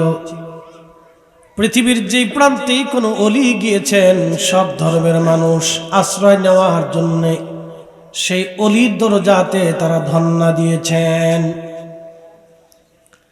বিশ্ববিখ্যাত আল্লাহর অলি হুজুর মহিউদ্দিন আব্দুল কাদের জিলানী রাহমাতুল্লাহ আলাইহি, যাকে আমরা বড় পীর মনে করি, বড় পীর ভাবি, বড় পীর বলি, এ মহান আল্লাহর ওলির একজন সূর্য সন্তান ছিলেন। তার নাম সুলতানুল আরিফিন আল্লামা ইমাম হযরতে ইসমাইল বগদাদি আল হাসানি ওয়াল হুসাইনি। শুনলে খুশি হবেন, তিনারা হযরত ইমাম হাসান হুসাইন রাদিয়াল্লাহু আনহুমার বংশধারা, রক্ত দ্বারা। হুজুর গাউসে পাকের মা ছিলেন হুসাইনি, বাবা ছিলেন হযরতে হাসানি। যেই হুসাইনি এবং হাসানি রক্তের মাধ্যম দিয়ে আল্লাহ পৃথিবীর একেবারে কিয়ামতের পূর্ব সময়ে হযরতে মাহাদি, ইমাম মাহাদি আলাইহিস সালাম, তিনাকে আমার আল্লাহ ধরা ধামে পাঠাবেন। বাবার নাম হবে আব্দুল্লাহ, ওনার নিজের নাম হবে মুহাম্মদ, কিন্তু ওনার পরিচয় হবে ইমাম মাহাদি। হাজরাতে ইমাম মাহাদি দুনিয়াতে আসবে হাসানি হুসাইনি পরিচয়। একসাথে বলবেন আল্লাহু আকবার। হাসানি, যারা বলেন হাসানি, রক্তের দাম কত, এই জন্য রক্ত টিকে থাকবে। কথা কন না, ঠিক না? কাফেররা বলল ইন্না আ'তাইনাকাল কাউসার ফাসাল্লি লিরাব্বিকা ওয়ানহার ইন্না শানিয়াকা হুয়াল আবতার। কাফেররা আবতার বলতো নবীজিকে আবতার। আবতার শব্দের সাধারণ অর্থ হচ্ছে নির্বংশ, কোনো বংশ নাই, বংশহীন। আহা, মদিনার কাফেররা, মক্কার কাফেররা নবীকে আবতার বলতে শুরু করলো। আবতার নির্বংশ বলে নবীজিকে কষ্ট দিত। নবীজির কন্যা সন্তান জীবন্ত রয়ে গেলেন, কিন্তু ছেলে সন্তান যারা দুনিয়াতে এসেছিলেন আল্লাহর ইচ্ছায় তারা আল্লাহর কাছে চলে গেলেন। আম্মাজান খাদিজাতুল কুবরা তাহেরা তয়্যিবা, তাহেরা তয়্যিবা আমাদের দেশে নামদারি বক্তারা বলে ফেলল, জীবনেও কোনোদিন খাদিজা পর্দা করে নাই। আরে বেটা, আম্মাজান খাদিজার যদি পর্দা না হয় তাহলে শুনে রাখ, তোর 14 পুরুষ হলো না পা।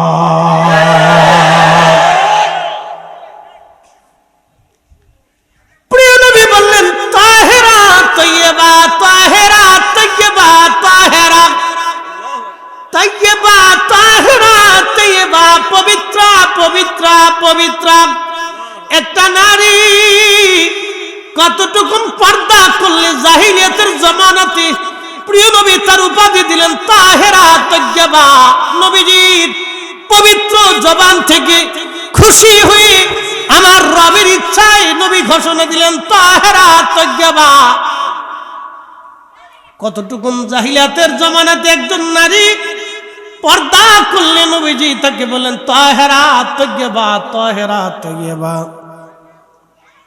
মাঝে মধ্যে এক একটা আসে, কোথার থেকে যে পাগল আমদানি হয় আমি নিজেও বুঝি না, কোথার থেকে আসে, কেমনে হয়। আসলে শোনেন, এই জন্য হলো আপনাদেরকে একটা কথা বলে দিয়ে যায়। আমাদের দেশের বাচ্চারা গঠন হয় দেখবেন, আমাদের দেশের বাচ্চা বড় হয় আর ইউরোপিয়ানদের বাচ্চারা বড় হয়, রাত দিন তফাৎ। পরিবেশের উপরে মানুষ গরম হয়, গরম হয়। আপনাদেরকে আরো বুঝাই, আমি মালয়েশিয়াতে গেন্টিং হাইল্যান্ড থেকে আসতেছিলাম কুয়ালালামপুরে, তা ওরা ছেলেরা আমাদেরকে একটা গাড়িতে উঠাই দিল। ওই যে আপনাদের সরাইলে একটা ছেলে আছে নাম শাকিল, ও খুব মোহাম্মত করে আমাকে নিয়ে গেল ওর যেখানে ও ব্যবসা করে ওইখানে। তো তো এখানে যাওয়ার পরে ওখান থেকে ঘোরাই টোরাই দেখায় নাস্তা টাস্তা করে আমাকে একটা গাড়িতে উঠাই দিয়ে, ও দেশের কি আমাদের বাংলাদেশে ওভার সিস্টেম, ও দেশে কি কি সিস্টেম যেন আছে, তা আমার তো মোবাইলে নেই, ওরা আছে। ও বললো হুজুর আপনাকে আমি একটা গাড়ি করে দিচ্ছি। তা আমাকে গাড়িতে উঠাই দিল। উঠাই দেওয়ার পরে তা বললো যে যেটা বিল আসবে সেটা আপনার কাছ থেকে নিবে। তো গাড়িতেই মিটারে বিল আসবে, কত রিঙ্গিত আসবে। আমি আমার হোটেলের সামনে নামার পরে আমি জিজ্ঞেস করলাম বিল কত হয়েছে? তা বললো স্যার 55। তো আমি ভাবছি যে 75 বলছো। এটা বলার পরে আমি 75 মানে রিঙ্গিত টাকা বের করে ওর হাতে দিলাম। আমি গাড়ি থেকে নেমে যাচ্ছি, আমাকে স্যার বললো স্যার প্লিজ ওয়েট। তো আমি বসলাম, বসার পরে বললাম কি হয়েছে তোমার, any problem? No sir 55 ringgit. আমাকে 20 টাকা ফেরত দিল। আচ্ছা ঠিক। 2 মাস পরে আমি মালদ্বীপে গেলাম মাহফিলে। এয়ারপোর্ট থেকে নেমে দেখেন যে আমাকে ফেরত দিল সে মালয়েশিয়ান। 20 রিঙ্গিত আমাকে ফেরত দিয়ে দিল। 20 রিঙ্গিত বাংলাদেশে 600 টাকা। 600 টাকা হবে, 1 টাকায় 30 টাকা। ঠিক একই আমি 2 মাস পরে গেলাম মালদ্বীপে মাহফিল করতে। এয়ারপোর্ট থেকে নেমে আমি হোটেলে গেলাম। হোটেল থেকে গোসল করে নামাজ পড়ে আমি চিন্তা করলাম একটু খাওয়া দাওয়া সেরে আসি। তো বাঙালি হোটেল খুঁজতে খুঁজতে এক হোটেলে ঢুকলাম। খাওয়া দাওয়া শেষে বললাম বিল কত হয়েছে? ছেলেটার বাড়ি কুষ্টিয়া। বলল হুজুর বিল হয়েছে 85 রুপিয়া। তা বললাম আমার কাছে তো রুপিয়া নাই, ডলার আছে।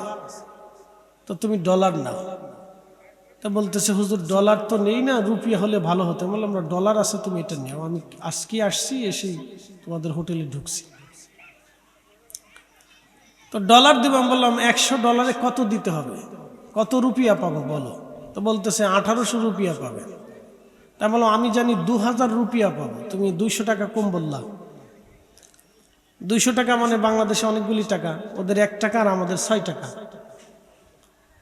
তো বললাম যে না এটা তো কম হচ্ছে। হুজুর না এইভাবেই হবে, না নিলে তাহলে রুপিয়া নিয়ে আসেন। তা আমি তো বিপদে পড়ে গেছি, আমার মাইন কিছু ভাই ফেলাই দিয়েছে দেন, ব্ল্যাকমেইল কেমনে করে।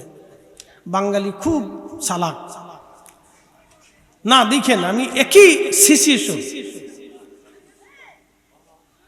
আমি শেষে বললাম যে তাহলে আমার কাছে ডলার আছে 50 টাকার নোট, এটা নাও। তো বলতেছে হুজুর 50 টাকার নোট যদি ডলার দেন তাহলে আরো কম হবে। আমি বললাম কারণটা কি? টাকা তো একই, 50 টাকাও ডলার 100 টাকাও ডলার। তো কেন 50 টাকা যদি দেন তাহলে পরে আপনি পাবেন 800 রুপিয়া, তার মানে আরো 200 টাকা কম। আমি বললাম সর্বনাশে কোন ডাকাতির পাল্লায় পড়লাম। দেখেন এরকম সিটারি করে আমার কাছ থেকে একবার খারার উপর 1200 টাকা চুরি করে নিয়ে গেল। পরে যে আমাকে ইনভাইট করছিল দেলোয়ার হোসেন ভাই, ওই দেশের নাগরিক, বাংলাদেশের মানুষ, কুমিল্লাতে বাড়ি, ভদ্রলোক। আমি ফোন দিলাম, বললাম ভাই কি হইলো, কোন ডাকাতির পাল্লায় পড়ছি? আহা হুজুর আমি ভুল করছি, আপনাকে রুপিয়া দিয়ে দিলে তাহলে এটা হইতো না, ওটা তো বিরাট বড় চুরি করে ফেলছে। আচ্ছা কি করবেন, দিয়ে চলে আসেন, এখন আর কিছু করার নাই। এই হচ্ছে আমাদের দেশের মানসিকতা, অর্থাৎ পরিবেশ। সে ওইভাবেই বড় হয়েছে, আর ওরা ওইভাবে বড় হয়েছে। ওরা খাবারে ভেজাল দেয় না, চুরি চাপটানি করে না, সিটারি বাটপারি ওদের কাছে নাই। যত বাংলাদেশের এই মুসলমানরা দাড়ি টুপি মাথায় আছে, মসজিদের জায়নামাজে বসেও মিথ্যা কথা বলে। মসজিদের জায়নামাজে বসেও মিথ্যা কথা বলে। তার মানে ও পরিবেশ এইভাবে তৈরি হয়েছে। এই জন্য পরিবেশের উপর অনেক কিছু নির্ভর করে। আপনারা সারা জীবন সুন্নিয়তের ওয়াজ শুনতে শুনতে এখন রাসূল কারীমের শানে সামান্য চুল পরিমাণও যদি কেউ ভুল বলে তাও আপনাদের কলিজার ভিতর আগুন ধরে যায়, কারণ এইভাবে আপনারা শিখেছেন। আর ওরা, ওদের বড় বড় ডিগ্রিধারীরা একবারে আল্লাহ রাসূলের শানে নাফরমানিমূলক কথা বললেও ওদের কলিজা কাঁপে না, কারণ ওদেরকে ওইভাবেই বড় করা হয়েছে। কথা বল না, ঠিক কিনা? এই জন্য পরিবেশের উপর অনেক কিছু নির্ভর করে, অনেক কিছু নির্ভর করে। প্রিয় উপস্থিতি হাজিরিন, ভালো করে শুনে যাবেন। আম্মা জান খাদিজাতুল কুবরা তাহেরা তাইয়্যিবা তাহেরা তৈয়বা আম্মাজান খাদিজাতুল কুবরা তাহেরা তৈয়বা পবিত্র নারী, পবিত্র নারী, পাক নারীর গর্ভে আল্লাহ একটা সন্তান দিলেন। এই সন্তানের নাম সাইয়্যিদাতুন নিসাই আহলিল জান্নাহ, তামাম জান্নাতি রমণীকুলদের সর্দারিনী ফাতিমাতুজ জাহরা রাদিয়াল্লাহু আনহা। একবার জোরে বলা যাবে কি মারহাবা। হযরত ফাতিমাতুজ জাহরা রাদিয়াল্লাহু আনহার পবিত্র সতী সাদিবা নারী তাহেরা তৈয়বা, ওনার রেহেম থেকে আল্লাহ 3টা ছেলে সন্তান দিয়েছিলেন। একটা ইমাম হাসান, ইমাম হুসাইন এবং হযরত মুহসিন রিদওয়ানুল্লাহি তাআলা আলাইহিম আজমাইন। 3 জন পুরুষ সন্তান আল্লাহ তাকে দিয়েছিলেন। হযরত মুহসিন রাদিয়াল্লাহু আনহু ছোটকালে ইন্তেকাল করেছিলেন, বেঁচে ছিলেন হাসান হুসাইন রাদিয়াল্লাহু আনহুমা। হাসান হুসাইন আলাইহিমুস সালাম, আল্লাহর রাসূল বললেন, শোনো আমার উম্মতেরা, আল হাসান ওয়াল হুসাইন সাইয়্যিদা শাবাবি আহলিল জান্নাহ। আমার হাসান আর হুসাইন 2 জন জান্নাতের যুবকদের সর্দার। আল্লাহ এদের বংশধারা কিয়ামত পর্যন্ত টিকে থাকবে। ভালো করে শুনে যান। মক্কার কাফেররা বলে আত্মার আত্মার বলে নবীকে কষ্ট দিল, বংশহীন নির্বংশ বলে গালি দিত। প্রিয় নবীর মন বেজার হয়ে গেল, দুঃখে ভরা মন নিয়ে নবীজি মক্কার অলিগলি দিয়ে হাঁটেন। মনটা বেজার, বহুদিন নবীর মুখে হাসি নাই, অনেক দিন পর্যন্ত নবীর মুখে হাসি নাই। না হাসির কারণে সাহাবীরাও চিন্তিত হয়ে গেল, ব্যাপার কি, নবীজি কেন হাসেন না, মন বেজার করে থাকেন। কিছুদিন পরে হঠাৎ করে নবীজি ফজরের নামাজ পড়তে গেলেন, সাহাবীরাও নবীজির সাথে নামাজ পড়তে গেলেন। ফজরের নামাজের সময় দেখেন নবী মুস্কি মুস্কি হাসে। সাহাবীরা বলেন, ইয়া রাসূলুল্লাহ, আজকে আপনি অনেক খুশি, বহুদিন আপনার মুখে হাসি দেখি নাই, আজকে কেন মুস্কি মুস্কি হাসতেছেন? নবীজি মুস্কি মুস্কি কেন হাসেন? নবীজি মুস্কি মুস্কি হাসেন। ইয়া রাসূলুল্লাহ, মুস্কি মুস্কি কেন আপনি হাসেন? নবীজি ডাক দিলেন, সাহাবীরা রে, আজকে ঘুমের মধ্যে আল্লাহ আমার কাছে একটা সূরা নাজিল করেছে। নবীদের স্বপ্ন ওহী, নবীরা স্বপ্ন যেটা দেখেন এটাও আল্লাহর পক্ষ থেকে ওহী। আমার নবী ঘুমাইতেন, লা ইয়ানামু কলবি। প্রিয় নবী আম্মা জান আয়েশা সহিহ বুখারীর কিতাবুস সাওমের মধ্যে নবী বললেন, আমার উম্মতেরা, আমি ঘুমাইলে আমার চোখ ঘুমায়, লা ইয়ানামু কলবি, আমার কলব ঘুমায় না, আমার কলব জিন্দা থাকে। একবার জোরে বলেন মারহাবা। নবীজির কলব জাগ্রত থাকে, কলব ঘুমাইতো না, চোখ ঘুমাইতো। লা ইয়ানামু কলবি, আমরা ঘুমাইলে আমরাও ঘুমাই, চোখও ঘুমাই, কলব ঘুমিয়ে পড়ে। এই জন্য আমাদের ঘুম হচ্ছে মৃত্যুর মতো, আমাদের ঘুম মৃত্যু তুল্য। মানুষ ঘুমায় যখন, তখন তার রুহকে আল্লাহ নিয়ে চলে যান। কোন এক বর্ণনাতে আসছে শূন্যের উপরে থাকে, আর এক বর্ণনাতে আসছে আরশে মুআল্লার নিচে আল্লাহ নিয়ে ওইখানে রেখে দেন। একসাথে বলবেন আল্লাহু আকবার। কি আশ্চর্য মনে হচ্ছে না? মনে তো হবেই, মনে তো হবেই। এখন আমি যে আপনাদের সামনে কথা বলতেছি, বলেন তো কেমনে কথা বলি? কোথার থেকে কথা আসে বলেন তো? বলেন কথা কোথার থেকে আসে? কেমনে কথা বলি?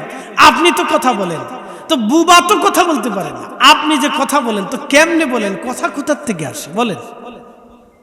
আল্লাহ মাহুল বায়ান, আল্লাহ বলেছেন আমি তোমাদেরকে ভাষা শিক্ষা দিয়েছি, জবান আমি দিয়েছি। একসাথে বলবেন আল্লাহু আকবার। জবান দিছে কে? আল্লাহ জবান দিয়েছে। এই যে কথা বলতেছি, কত কথা বলতেছি, জবান আল্লাহ দিছে। চোখ দিছে, চোখে নূর বের হয়, চোখ থেকে নূর বের হয়, নূর নূর, এটাকে বলা হয় আলো। এই আলো যদি না থাকে, অন্ধকে জিজ্ঞেস করুন, অন্ধ দুনিয়া দেখতে কেমন, সূর্যের আলো কেমন? অন্ধ বলবে সূর্যের আলো কালো। বলে দুনিয়া কেমন? বলে তাও কালো। বলে সাদা কেমন? বলে তাও কালো। বলে সবুজ কেমন? বলে তাও কালো। বলে লাল কেমন? বলে তাও কালো। আমি লালও চিনি না, সবুজও চিনি না, সাদাও চিনি না, রঙও চিনি না, সূর্যও চিনি না, চাঁদও চিনি না। আমার জিন্দেগি অন্ধকার, আমি চোখে দেখি না, আমার চোখে নূর নাই। বলেন তো নূর কোথা থেকে আসে? দেখান তো নূর চোখের এখান থেকে আসে, দেখান। এই নূরের মালিককে, যে অদৃশ্য নূর কোথা থেকে আসে? বলে রব্বে করিমের পক্ষ থেকে আসে। যখন ইচ্ছা হবে তখন আল্লাহ নূর নিয়ে চলে যাবে। কি কথা কন না কেন? নূর নিবে কে? যারা বলেন না কে নিবে? চোখের পাতাটা বন্ধ করে দেখেন তো, না দুনিয়া দেখা যায় না। বলে কারণ কি? ও চোখ বন্ধ হয়ে গেছে, নূর বিচ্ছুরিত হচ্ছে না।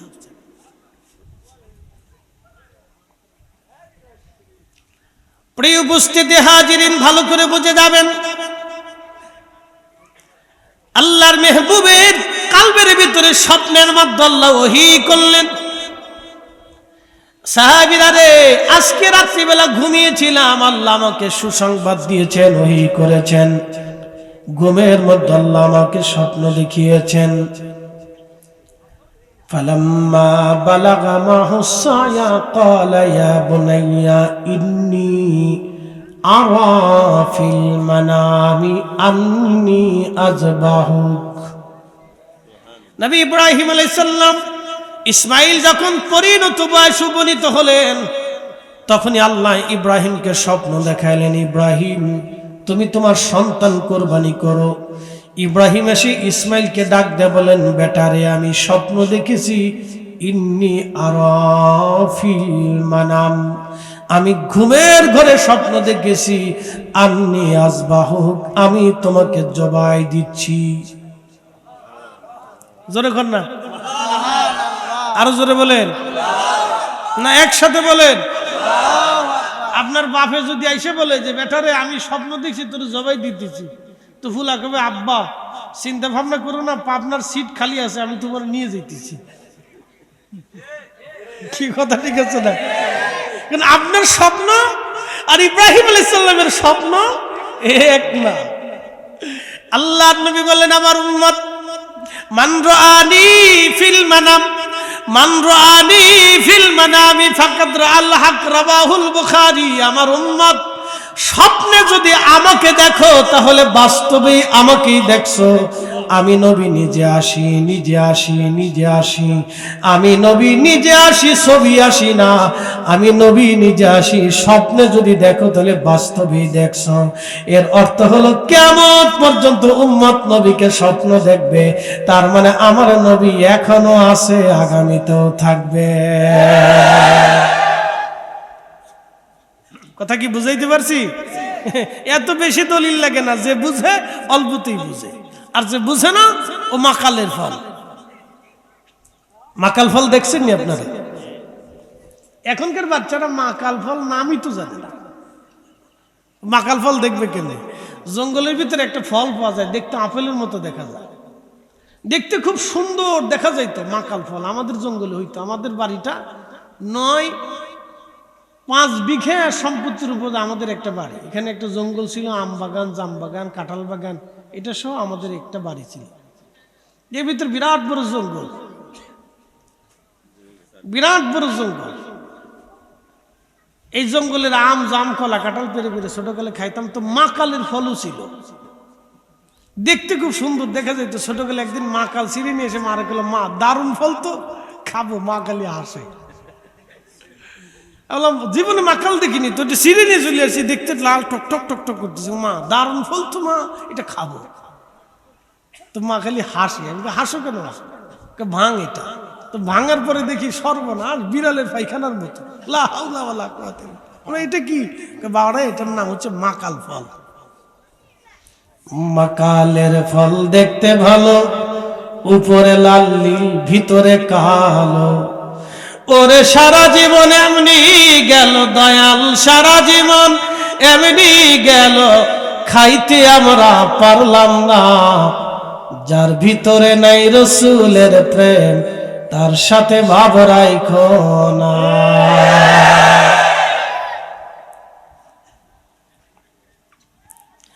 হিসাব বরাবর হাজিরিন, হিসাব বরাবর কালিসীমাবাসী, বিজয়নগরের মুসলমান, হিসাব একেবারে বরাবর। প্রিয় নবী মুস্কি মুস্কি আসে বলে, সাহাবীরা রে, স্বপ্ন দেখেছি, আল্লাহ স্বপ্নের মাধ্যমে আমার কাছে একটা সূরা নাজিল করলেন, ইন্না আতাইনা কাল কাউসার, নিশ্চয় আমি আপনাকে হাউজে কাউসারের মালিকানা দিয়ে দিলাম। একসাথে জোরে বলেন না ইয়া রাসূলুল্লাহ।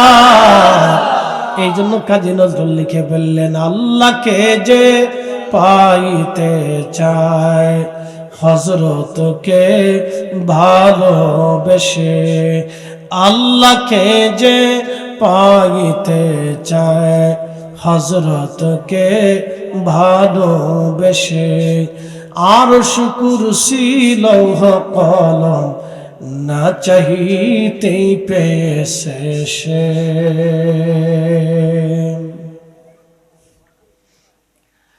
আল্লাহ নবী ডাক দিলেন, সাহাবীরা রে, তোমরা কি জানো কাউসার কি? সাহাবীরা জবাব দিল, আল্লাহ জানে, নবী জানে, আল্লাহু ওয়া রাসূলুহু আলাম। ওই মজলিসের ভিতরে আবু বকর আছে, ওমর আছে, উসমান আছে, আলী আছে, তালহা, জুবাইর, আব্দুর রহমান ইবনে আওফ, সাদ বিন আবি ওয়াক্কাস, আবু উবাইদা ইবনে জাররাহ, সাইদ ইবনে জুবাইর, আবু হুরায়রা, আম্মা জানা আয়েশা থেকে শুরু করে দামি দামি আবু যর গিফারি রিদওয়ানুল্লাহি তাআলা মাজমাইন, দামি দামি সাহাবীরা সবাই জবাব দিলেন, আল্লাহু ওয়া রাসূলুহু আলাম, আল্লাহ জানে এবং নবী জানে, আল্লাহ জানে, নবী জানে। জোরে বলেন, আল্লাহ জানে, নবী জানে, আল্লাহ জানে, নবী জানে। জোরে বলেন, আল্লাহ জানে, নবী জানে, আল্লাহ জানে, আল্লাহ জানে, নবী জানে, আল্লাহ জানে, নবী জানে, আল্লাহ জানে, নবী জানে। ১৬ লক্ষ সাহাবী বললেন, আল্লাহ জানে, নবী জানে, আল্লাহু রাসূলুহু আলাম, আল্লাহ জানে, নবী জানে, আল্লাহ জানে, নবী জানে। একসাথে জোরে বলেন না মারহাবা। ১৬ লক্ষ সাহাবী বলেন, আল্লাহু রাসূলুহু আলাম, আল্লাহ জানে, নবী জানে। শিরিক হলো না। আর যখন আমরা সুন্নিরা বললাম নবী জানে, তখনই কই বেদাতি। তা আমরা যদি বেদাতি হই, তাহলে সাহাবীরা কি হবে বলো? কিয়ামত পর্যন্ত টাইম দিলাম, যদি একজন সাহাবীকে বেদাতি বলো, তারপরে আমি লুঙ্গির কাপড় উঁচা করে টর্চ লাইট মেরে দেখবো মুসলমানি দিছে কিনা। কথা বুঝেন নাই মনে হয়? অনেকে বুঝে সারেন নাই। টর্চ লাইট মেরে দেখবো যে মুসলমানি খাতনা দিচ্ছে কিনা। কারণ কোন খাতনাওয়ালা মুসলমান কোন সাহাবী সম্পর্কে বাজে কথা বলতে পারে না। কথা ঠিক আছে কিনা? প্রিয় উপস্থিতি, খুব ভালো করে শুনে যাবেন।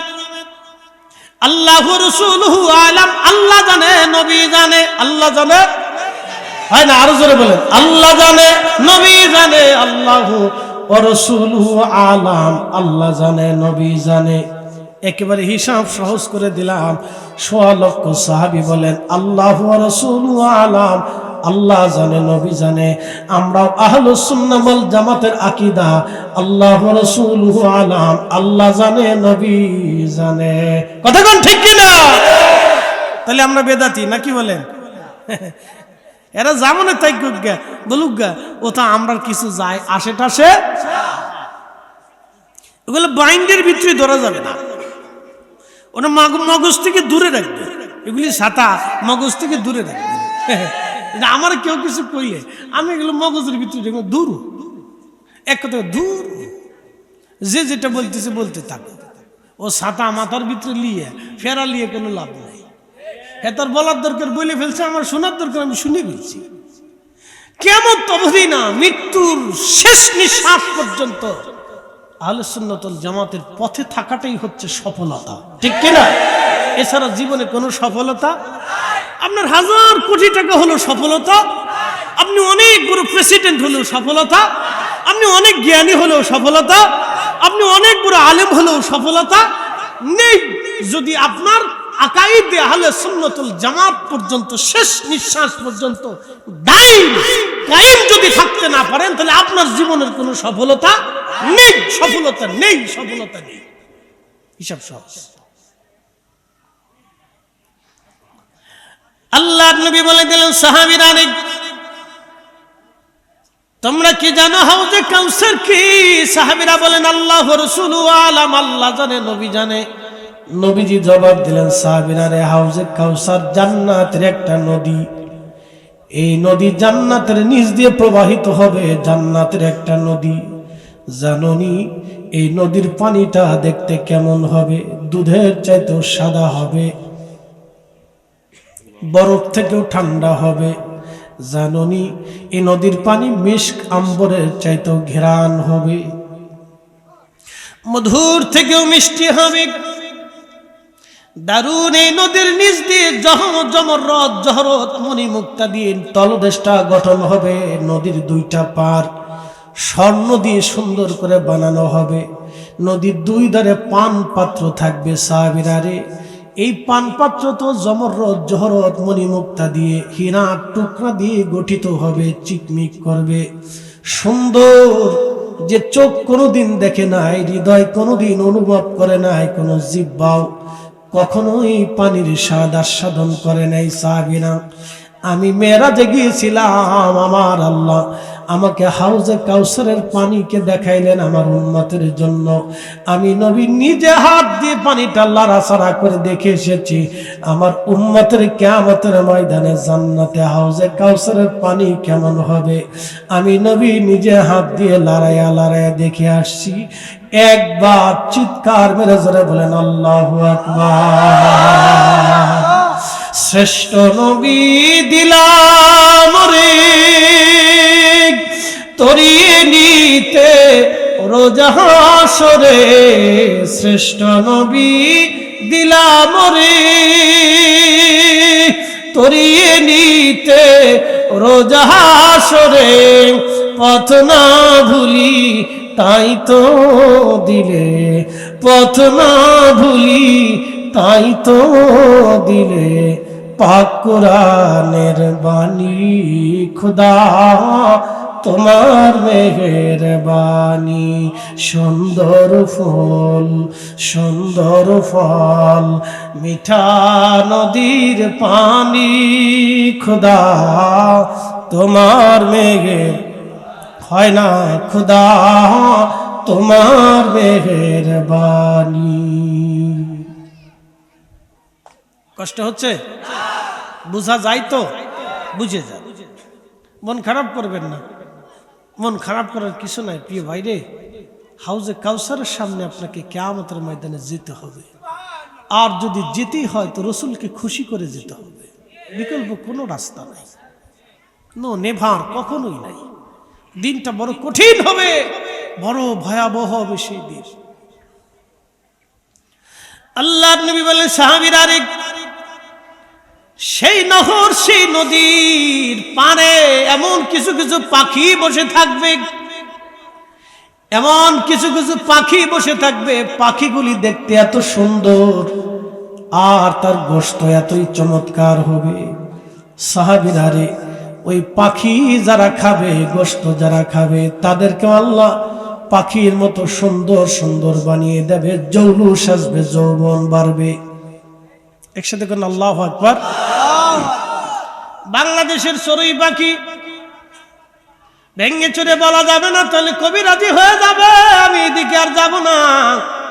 যারা ইশারায় বুঝেছেন বুঝে নেবেন, নাহলে আর বোঝার দরকার নাই।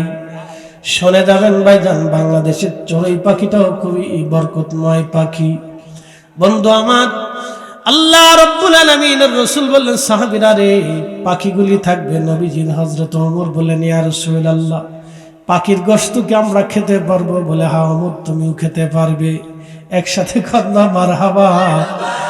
আল্লাহর নবী বললেন সাহাবীরা রে, ওই নদীটা আল্লাহ জান্নাতে প্রবাহিত রাখবে কিয়ামতের ময়দানে।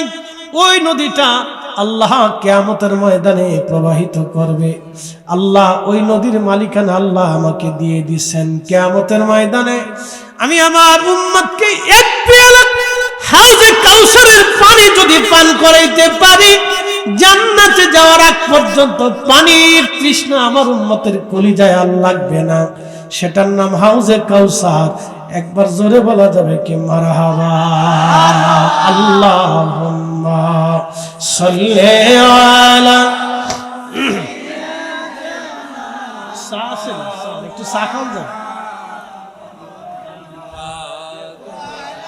একটু চা খান তো, কষ্ট দিচ্ছি আপনাকে।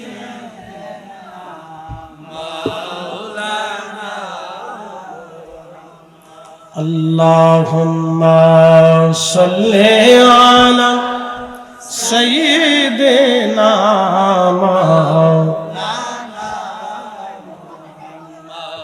ওয়া আলা আলি সাইয়্যিদিনা।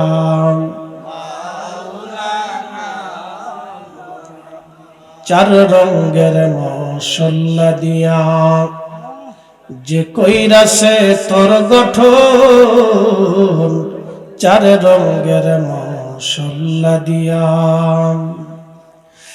আগুন পানি মাটি বাতাস একই যোগে করিয়া প্রকাশ।